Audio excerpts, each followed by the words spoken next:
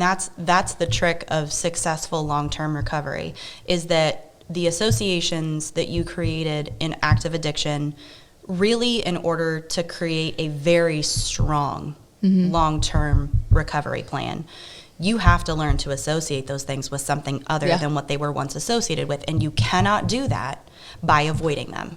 You cannot do them.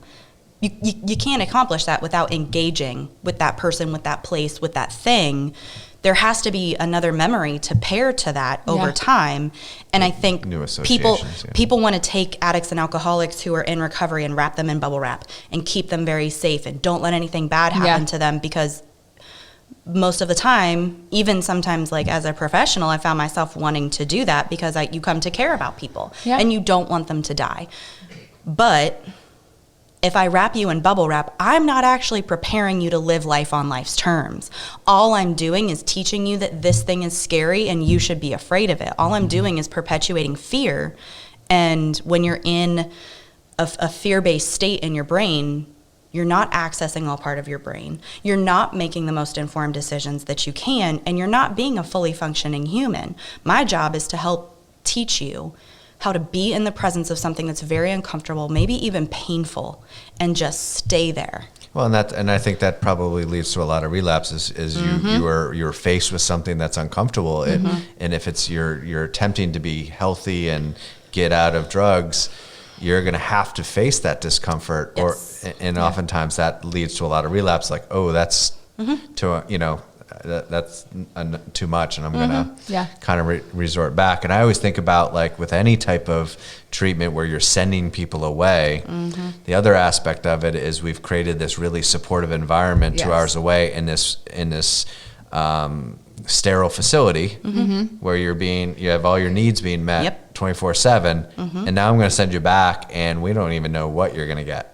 Because you just can't replicate that, or it's not realistic to replicate that environment. And we don't want you to kind of just be living life where everybody's just doing everything for you. You have to learn how to tolerate and deal with life without the use of drugs, and that requires you to be there. And the old way that we were doing treatment, I mean, I hear people talk about, like, oh, well, they're just institutionalized. They'll never be able to live successfully outside of an institution.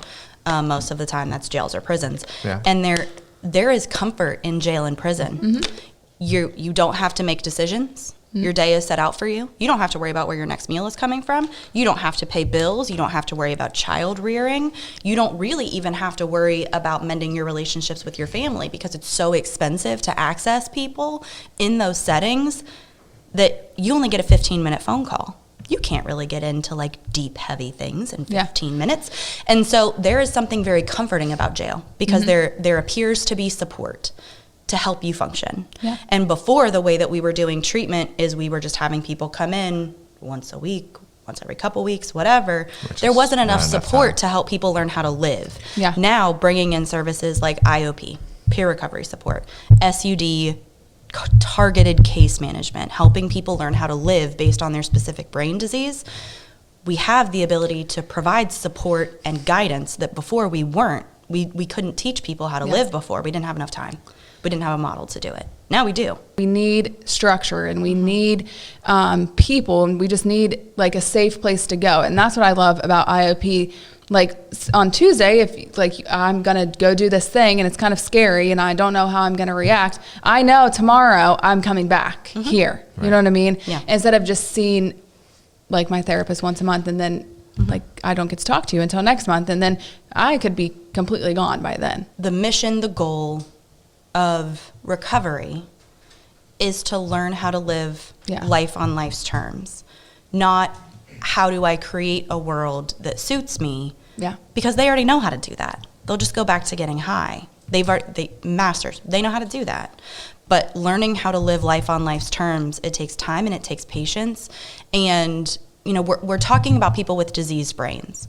Once upon a time, back in the day, people thought that once you went and withdrew, once you went to the hospital, once you were done throwing up and, experiencing those awful physical symptoms from the absence of the drug or alcohol, that you were fine. That all of the damage had been fixed, because look at you, you're physically well. What we know now is that is absolutely not true. And for somebody who has been abusing drugs and alcohol, the 1 in 7, it takes a long amount of time to heal somebody's brain. And at the basis of every treatment is biological brain healing.